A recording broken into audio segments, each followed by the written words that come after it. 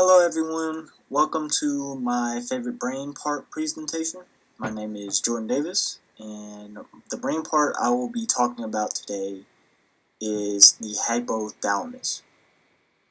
Within this presentation, you'll see pictures of the hypothalamus, some of the components within the hypothalamus, and the functions within the hypothalamus.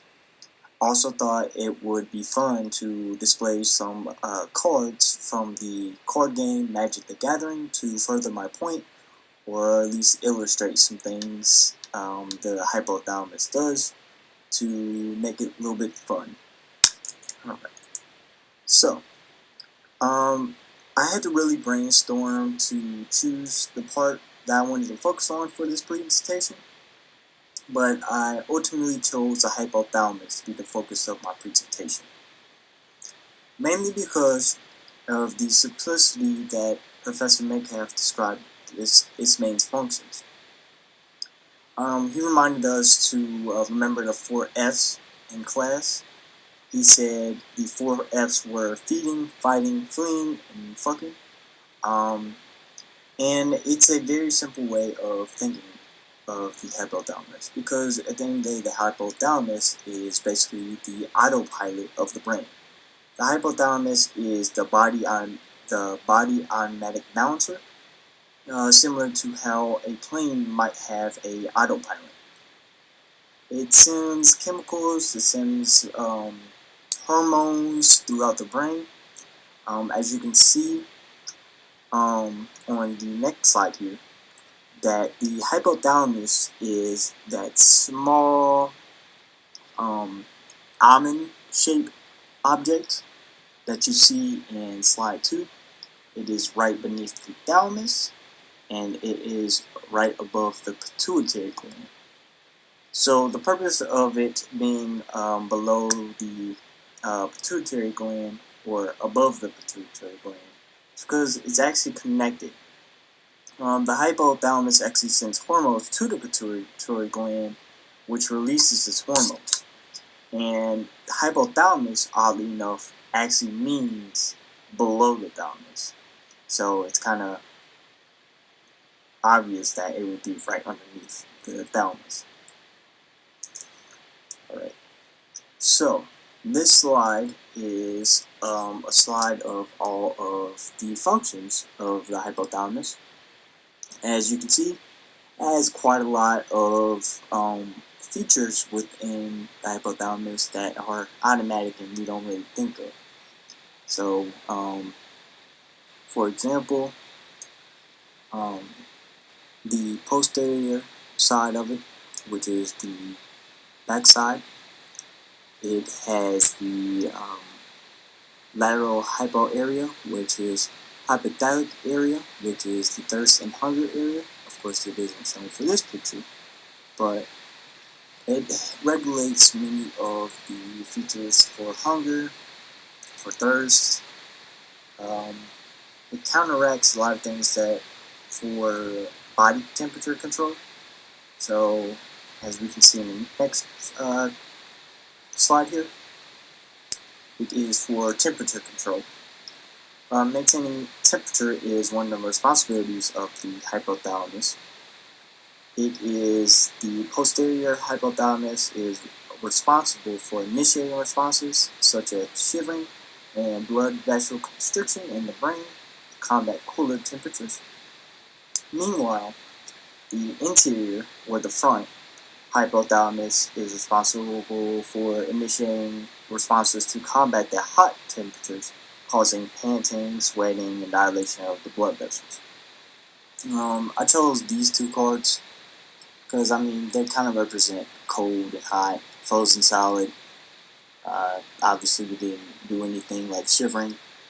Our body will probably end up like this card here, completely frozen ice. Of course, it wouldn't be that bad to the point where we'd be ice cubes, but I thought it would be a funny representation. And then the other card, heat stroke. Obviously, they're cooking out there. They're sweating. They are dying of heat stroke. Alright. And the next side is hunger. Hunger is another responsibility of the hypothalamus. The area of the hypothalamus is this initiates hunger, and this is called the lateral hypothalamus. This sends signals to the parasympathetic nervous system to simulate eating behaviors. The neurochemicals which it simulates eating are called oxytocins.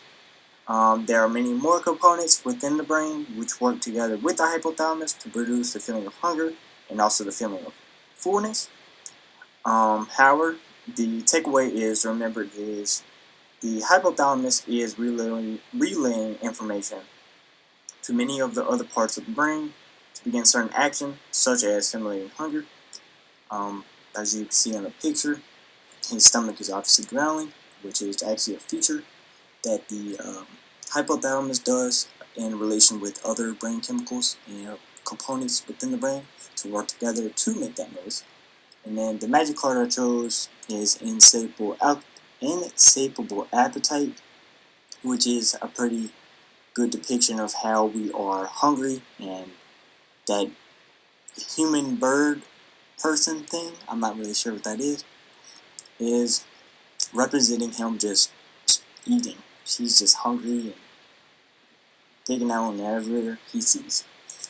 The next slide is, the next and final slide is sexual behavior. So the hypothalamus actually produces hormones for sexual behavior. One such example is GnGH, or gonadotropin release hormone.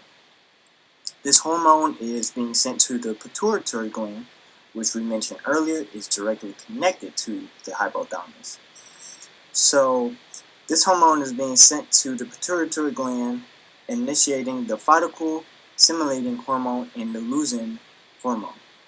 As you can see in this picture, you can see that the LH and FSH is directly going to the male testes and the female ovaries, which is right next to gonads. So these hormones actually produce additional testosterone in the testes and produce additional estradiol in the ovaries for women. So again, you can see the hypothalamus is the automatic control center for signaling actions throughout the brain and the body. So as you can see in the first picture, GnRH is going to the pituitary gland. It's producing the LH and the SH, going to both male or female testes or ovaries, producing testosterone for the testes and the estradiol for the female ovaries, which are sex hormones. And then I didn't find a very good magic card for this one, unfortunately, but the closest I got to sexual behavior was this card, basically a woman turning a man back to human after he returned to stone. So I hope you enjoyed this presentation, and I hope you have a good one.